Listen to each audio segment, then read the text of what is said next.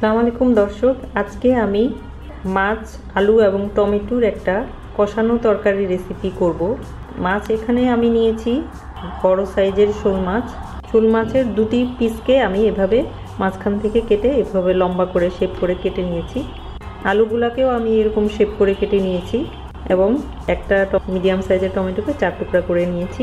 আর এই রেসিপিটি রান্না করতে যে উপকরণগুলো লাগবে সেগুলো এখানে আমি নিয়েছি। পেঁয়াজ কুচি নিয়েছি আমি 1 কাপের 4 ভাগের 1 ভাগ পরিমাণ এবং 1 চা চামচ পরিমাণ আদা রসুন বাটা নিয়েছি। আধা চা চামচ পরিমাণ হলুদের গুঁড়া নিয়েছি। আধা চা চামচ পরিমাণ মরিচের গুঁড়া নিয়েছি। আধা চা চামচ পরিমাণ ধনিয়া গুঁড়া নিয়েছি এবং এখানে আমি 1 পিঞ্চ পরিমাণ জিরা গুঁড়া নিয়েছি এবং এখানে আমি আধা চা চামচ পরিমাণ লবণ নিয়েছি আমি, কিন্তু লবণটা আমি স্বাদ মতো দিব। আর এখানে আমি নিয়েছি ধনিয়া পাতাটা আপনারা আপনাদের স্বাদ মতো দিবেন। আমি এখানে 1 কাপের 4 ভাগের 1 ভাগ পরিমাণ নিয়েছি। আর এখানে আমি 2টি কাঁচা মরিচ ফালি করে 4 টুকরা করে নিয়েছি। আর লাগবে তেলটা আমি পরিমাণ মতো দিব, যেটুকু লাগবে সেটুকু দিব। আমি রান্না শুরু করছি। কড়াই বসিয়ে দিয়েছি, তেল দিচ্ছি। আমি এখানে 2 টেবিল চামচ পরিমাণ তেল দিয়েছি, চুলা জ্বালিয়ে দিচ্ছি। তেল গরম হয়ে গেছে, আমি পেঁয়াজ দিচ্ছি। পেঁয়াজটা লাল হওয়া পর্যন্ত আমি ভাজবো। আমি প্রথমে মাছটাকে কষাবো, তারপরে রান্না করব। পেঁয়াজটা লাল হতে শুরু করেছে, এখন আমি বাটা এবং গুঁড়া মশলাগুলো দিব। প্রথমে আমি আদা রসুন বাটা দিচ্ছি, একটু পানি দিয়ে দিচ্ছি, নাহলে মশলাটা পুড়ে যাবে। হলুদের গুঁড়া দিচ্ছি, লাল মরিচের গুঁড়া দিচ্ছি, ধনিয়া গুঁড়া দিচ্ছি, একটু নেড়ে দিচ্ছি। আমার মশলাটা কষানো হয়ে গেছে, এখন আমি মাছ দিয়ে দিচ্ছি। মাছটা আমি ভালো করে ধুয়ে রেখেছি, মাছটাকে দিয়ে দিচ্ছি। মাছটা আমি 5 মিনিট কষাবো, কষিয়ে তারপরে তুলে রাখবো। আমার মাছটা কষানো হয়ে গেছে, এখন আমি মাছটা তুলে রাখছি। এখন আমি এর মধ্যে আলুটা দিয়ে দিচ্ছি। আলুটা সেদ্ধ হওয়ার জন্য একটু পানি দিয়ে দিচ্ছি।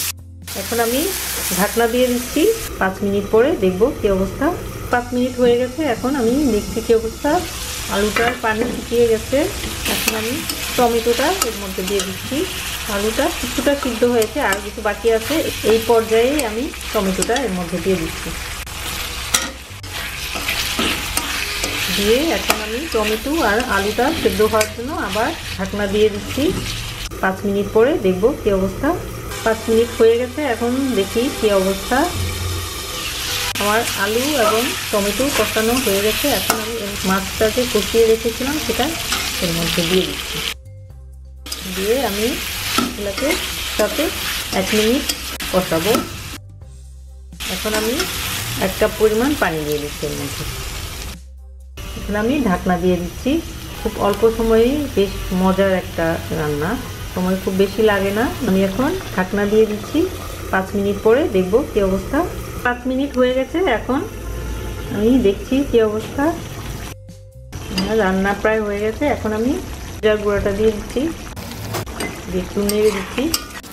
ধনিয়া পাতা কুচিটা দিয়ে দিচ্ছি এবং মরিচের ফালিগুলো দিয়ে দিচ্ছি। আমি মাছটা ভেজে নেইনি, কষিয়েই রান্না করেছি, কিন্তু তরকারিটা খেতে কিন্তু খুবই স্বাদ লাগে। রান্না হয়ে গেছে। হয়ে গেল আমার শোল মাছ, আলু এবং টমেটোর কষানো তরকারি। খুবই মজা। আপনারাও আমার এই রেসিপিটি করে খেয়ে দেখতে পারেন কেমন হয়েছে। আমার রেসিপিটি যদি আপনাদের কাছে ভালো লাগে এবং আমার ভিডিওটি যদি আপনাদের কাছে ভালো লাগে, তাহলে অবশ্যই লাইক, শেয়ার এবং আমার চ্যানেলকে সাবস্ক্রাইব করবেন। সবাই ভালো থাকবেন। খোদা হাফেজ।